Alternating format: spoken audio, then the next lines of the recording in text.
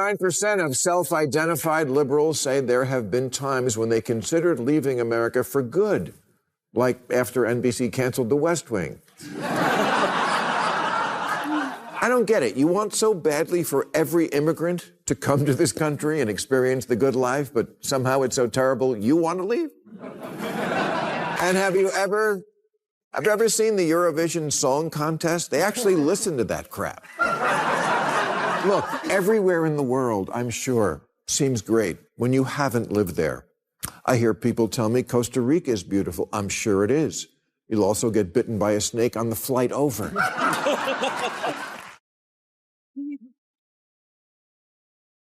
The travel site Lonely Planet describes Sri Lanka as endless beaches, timeless ruins, welcoming people.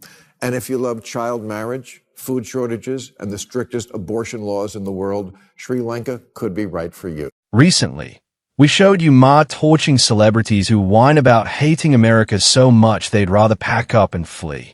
Well, this week, Maher is taking direct aim at politicians and woke liberals who rant about how America's a disaster and fantasize about running off to some so-called dream country. This one's going to be explosive, so strap in and stick around till the end. Let's dive straight in. Office in America, you have to want to live here.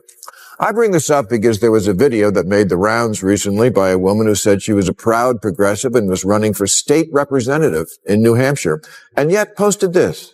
Is there a place we can move that people would be happy to have us, that we're not gentrifying or colonizing?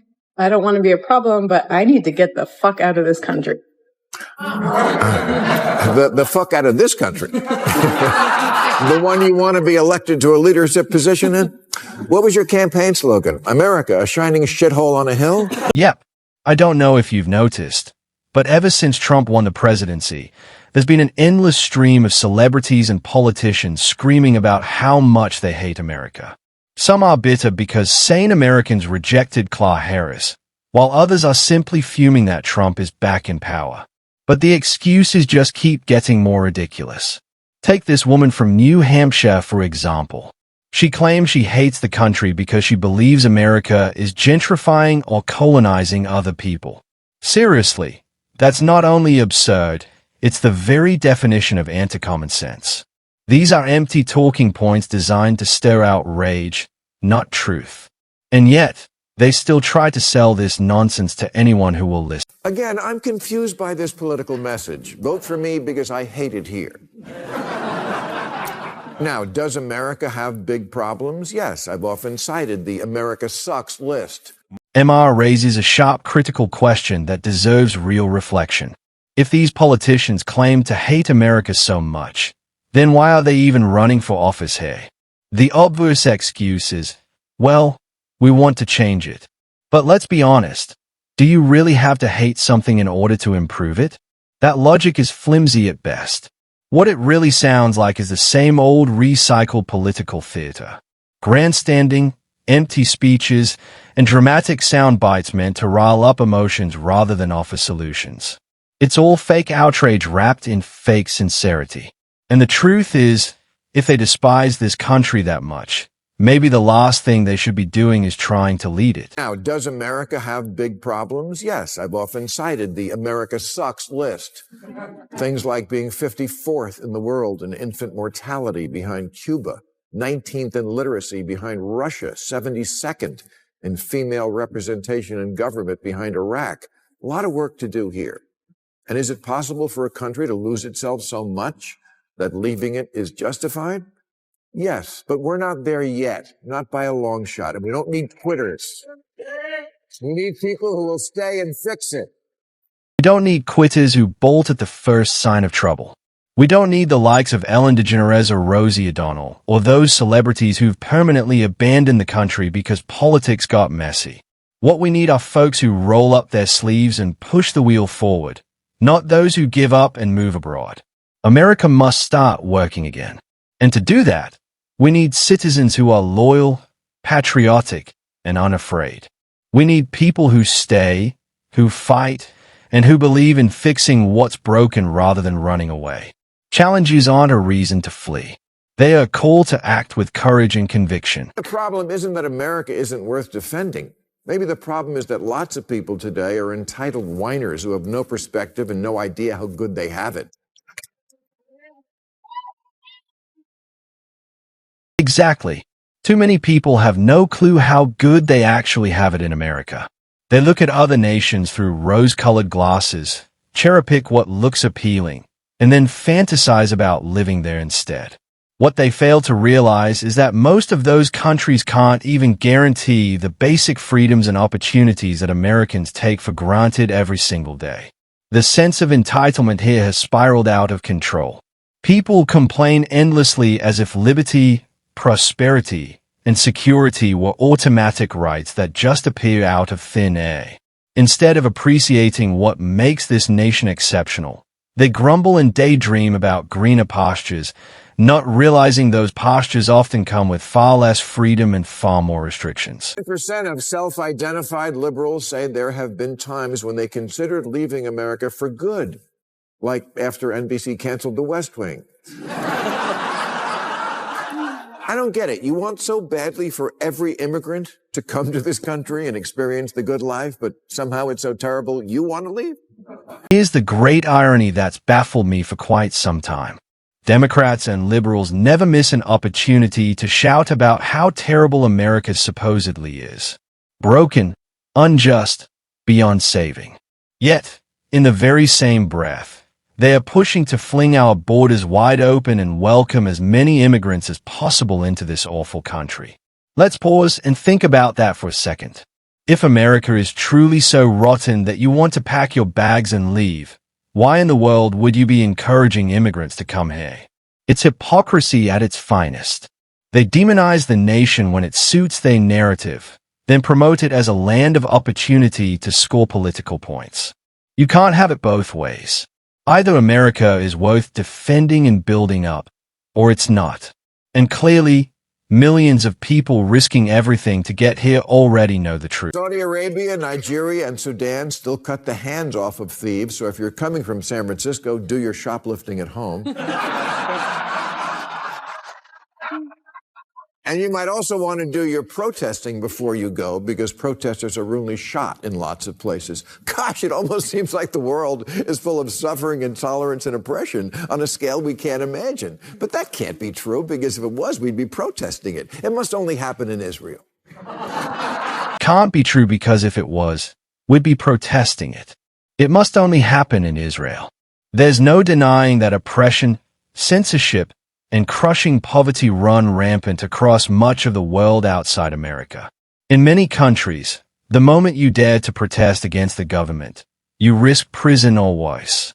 Try speaking out on social media, and you'll likely be silenced, banned, or even hunted down by authorities.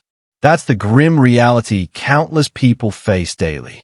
And yet liberals here would have us believe that life outside America is some kind of paradise where everything is rosy and perfect, while painting America as the root of all evil. It's a delusional narrative designed to stow guilt and division. The truth is people all over the globe are desperate to come here because America still represents freedom, opportunity, and the chance to speak your mind without fear of vanishing into a cell. That's a privilege too many Americans take for granted. And if, for your exile, you do wind up in some comparatively luxurious place like Canada or Japan or the UK, not that they want you.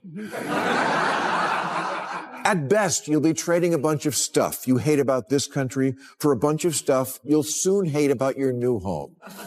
It took me only 4 days in Amsterdam to learn that while I admire Amsterdam, I don't want to live there. The buildings are cramped and shaped like needles.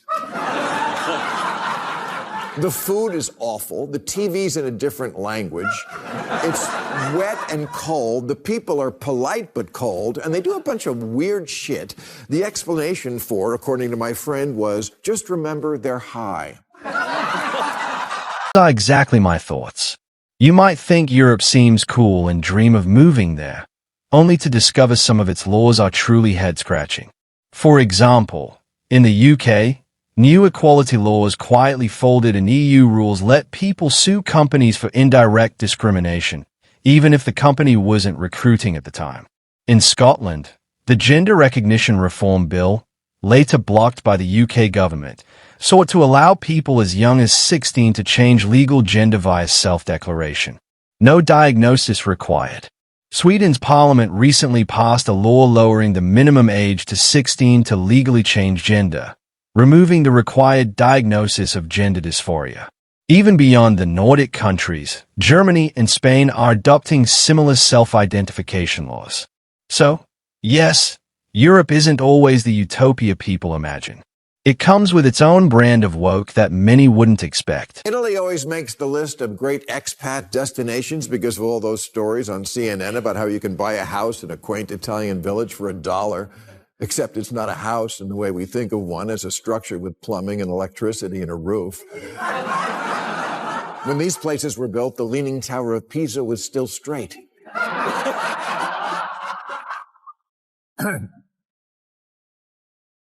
Sure, you can spend $100,000 to make them livable, and I'm sure it's no problem to find reliable workmen in rural Italy who you'll then fall in love with, like in Under the Tuscan Sun, but... So many Americans romanticize Europe because Hollywood and the mainstream media have painted it as a glittering paradise. They see the romanticized Paris cafes, the polished cobblestone streets of Italy, and the sleek modernity of places like Germany or Sweden, all wrapped in glossy Instagram reels and travel vlogs. But very few actually take the time to research the harsh realities of living there. The crushing taxes, strict regulations, soaring cost of living, and in some cases, cultural tensions, and limited freedoms of expression. Instead, they fall in love with the carefully edited images and curated stories they scroll through online, assuming life across the Atlantic is problem-free. Then comes the rude awakening. After a few years of actually living there, reality strikes hard. Many realize the so-called utopia is not so different from home, except with its own share of deep problems the media rarely shows. Have you ever seen the Eurovision Song Contest? They actually listen to that crap. Look, everywhere in the world, I'm sure, seems great when you haven't lived there. I hear people tell me Costa Rica is beautiful. I'm sure it is. You'll also get bitten by a snake on the flight over.